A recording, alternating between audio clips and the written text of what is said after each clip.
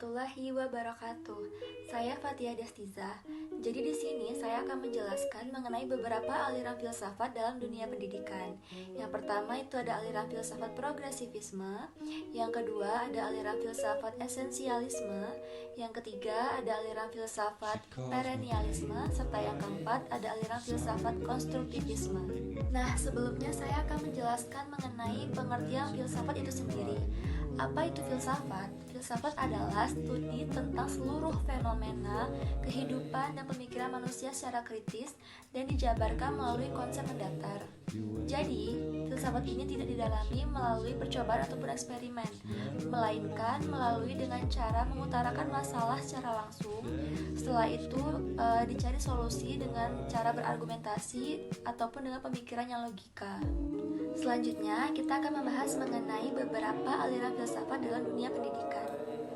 Yang pertama itu ada aliran filsafat progresivisme. Progresivisme ini merupakan salah satu aliran filsafat pendidikan modern yang berkembang pada permulaan abad ke-20. Aliran filsafat ini menghendaki adanya perubahan pelaksanaan pendidikan menjadi lebih maju.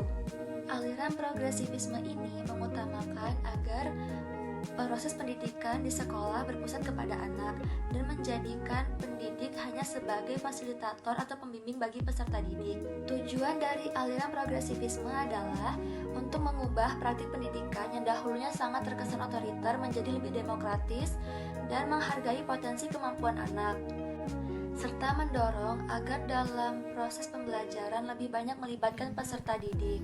Beberapa tokoh dalam aliran filsafat progresivisme itu yang pertama ada William James, yang kedua ada John Dewey, serta yang ketiga ada Franz Feigen. Ciri utama dari aliran progresivisme yaitu bersifat fleksibel, toleran, berani dan bersikap terbuka dalam dunia pendidikan, yang berarti kurang menyetujui adanya pendidikan yang bercorak otoriter. Selanjutnya yang kedua ada aliran esensialisme. Aliran ini mulai muncul pada awal tahun 1930.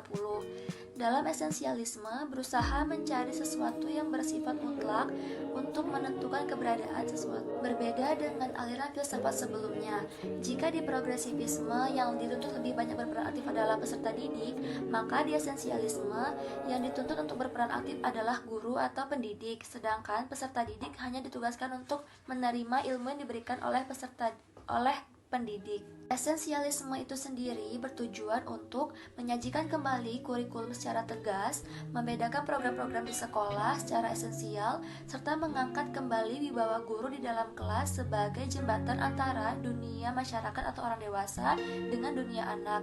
Dengan demikian, inisiatif dalam proses pembelajaran atau pendidikan ditekankan kepada guru, bukan kepada peserta didik. Beberapa tokoh dalam filsafat esensialisme, yang pertama itu adalah William C. Bagley, yang kedua ada Thomas Bates, yang ketiga ada Frederick Bread, serta yang keempat ada Isaac L. Kendall. Jadi, filsafat esensialisme ini menginginkan agar manusia kembali kepada kebudayaan lama. Esensialisme adalah pendidikan yang didasari oleh nilai-nilai dan kebudayaan yang telah ada sejak peradaban umat manusia. Jadi, esensialisme ini sendiri berpendapat bahwa pendidikan harus berpijak kepada nilai-nilai yang memiliki kejelasan, kestabilan, serta tatanan yang jelas. Selanjutnya yang ketiga adalah perennialisme. Hampir sama seperti sebelumnya yaitu esensialisme. Perennialisme adalah suatu aliran pendidikan yang lahir dari suatu reaksi terhadap aliran pendidikan progresif. Jadi, perennialisme ini menentang pandangan progresivisme yang menekan terhadap perubahan dan sesuatu yang baru. Perennialisme memandang kehidupan dunia pada saat ini penuh dengan kekacauan, ketidakpastian, terutama dalam hal moral, intelektual, dan sosikultural. Sehingga solusi yang ditawarkan oleh kaum perennialis adalah dengan cara jalan mundur ke belakang, yaitu kembali kepada nilai-nilai, prinsip-prinsip kukuh yang telah dipegang sejak zaman kuno dan zaman pertengahan. Dalam proses pendidikan sendiri, aliran ini hampir sama seperti sebelumnya, yaitu aliran esensialisme, di mana guru memiliki peran yang sangat besar dalam pendidikan, yaitu guru lebih berperan aktif ketimbang peserta didik itu sendiri, sehingga peserta didik hanya bertugas untuk menerima ilmu yang diberikan oleh guru atau pendidik. Berikutnya yaitu beberapa tokoh filsafat perennialisme. Jadi pendiri utamanya adalah Aristoteles, lalu didukung dan dilanjutkan oleh Robert Maynard, Saint Thomas Aquinas, Hutchins, dan Mortimer Adler.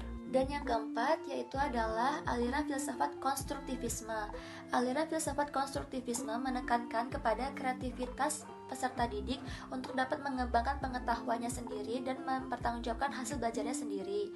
Tujuan dari pendidikan konstruktivisme ini adalah agar dapat memberikan inspirasi bagaimana cara mengorganisasikan proses pembelajaran yang ideal. Dalam hal pendidikan, aliran konstruktivisme tidak jauh beda dengan aliran progresivisme, di mana di aliran konstruktivisme, peranan dari pendidik adalah hanya sebagai mediator atau fasilitator yang bertugas untuk membantu dan memotivasi peserta didik agar mereka mau belajar sendiri dan merumuskan pengetahuannya. Bagi kaum konstruktivisme, pendidik di sini tidak lagi menjadi satu-satunya tempat sumber belajar bagi peserta didik, namun lebih diposisikan sebagai fasilitator agar peserta didik dapat belajar dan mengkonstruksikan pengetahuannya sendiri. Di dalam aliran konstruktivisme ini, pelopornya adalah Jean Piaget. Jadi, untuk beberapa aliran filsafat pendidikan tadi, masing-masing memiliki kelebihan dan kekurangannya tersendiri. Untuk penerapannya di kehidupan sehari-hari, tergantung dari bagaimana metode pembelajaran yang lebih mudah diserap oleh peserta didik. Sekian penjelasan saya mengenai beberapa aliran filsafat dalam pendidikan. Mohon maaf apabila terdapat kalimat ataupun kata-kata yang salah. Saya akhiri. Wassalamualaikum warahmatullahi wabarakatuh. Terima kasih.